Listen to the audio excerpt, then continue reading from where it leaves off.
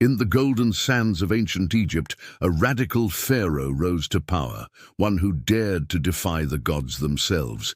His name was Akhenaten. You've probably heard of him before. You may have seen the movie about him, and if you have, you know the story doesn't end well. But before he met his untimely demise, he did something no other pharaoh had ever done. He created a revolution. It was a revolution against the old gods. It was a revolution against the powerful priests. It was a revolution against the way Egypt had been ruled for centuries. And most shocking of all, it was a revolution that came from the pharaoh. Akhenaten became the pharaoh when he was only 16 years old. At the time, Egypt's gods were more powerful than the pharaoh. They were more wealthy than the pharaoh, and they were definitely more popular than the pharaoh.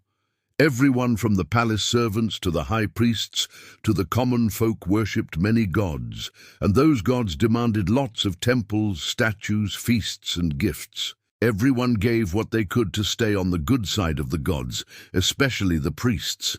They grew very rich, very fast, and the pharaohs, well, they were expected to be the head of the party.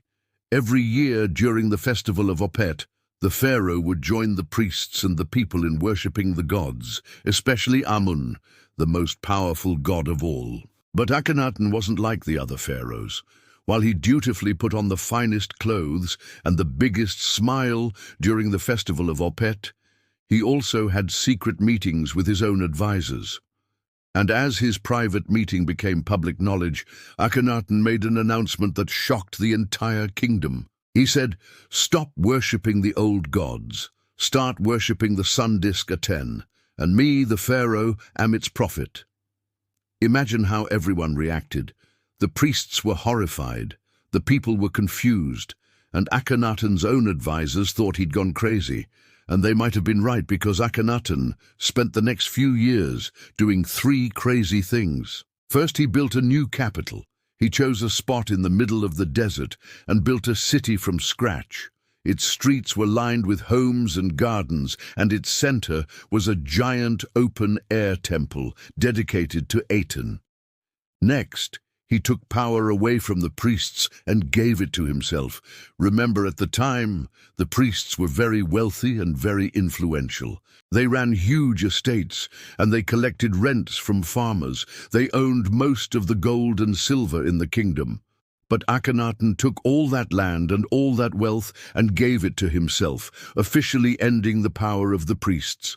Finally, he demanded that everyone worship Aten. He built giant temples and sent out missionaries to teach people to pray to the sun disk instead of the old gods. It was quite a revolution, and by all accounts, it was very unpopular.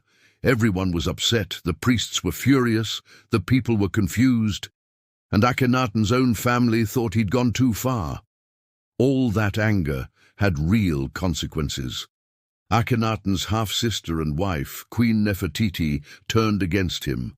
Akhenaten's own advisors plotted to overthrow him, and the people rioted in the streets. But Akhenaten never backed down. He kept building, he kept preaching, and slowly, just slowly, things began to change. People started converting to Atenism. Farmers were given rights for the first time, and craftsmen across Egypt created works of art unlike anything they'd ever made before. The priests, however, were not giving up. As Akhenaten got older and sicker, the priests gained power once more. When he died, they buried him far from his beloved city and erased him from history. His son, the young Tutankhamun, reversed all of Akhenaten's reforms. He put the old gods back on their pedestals. He returned the priests to their palaces, and he changed his name to sound more like the pharaohs before him. For almost 2,000 years, Akhenaten was nothing more than a footnote in history, a failed pharaoh, a bad memory. But then, in the early 20th century, archaeologists found his lost city, Amarna. They found his palace, his temples, even his personal belongings.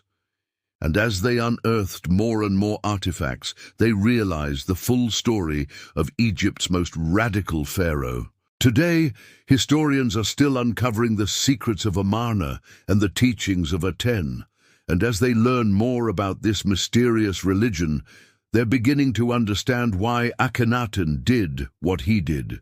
He didn't want to be a god, he wanted to be God. He didn't want to rule Egypt, he wanted to rule the universe. His entire revolution can be summed up in 4 words. There is only one God. Now that's pretty controversial.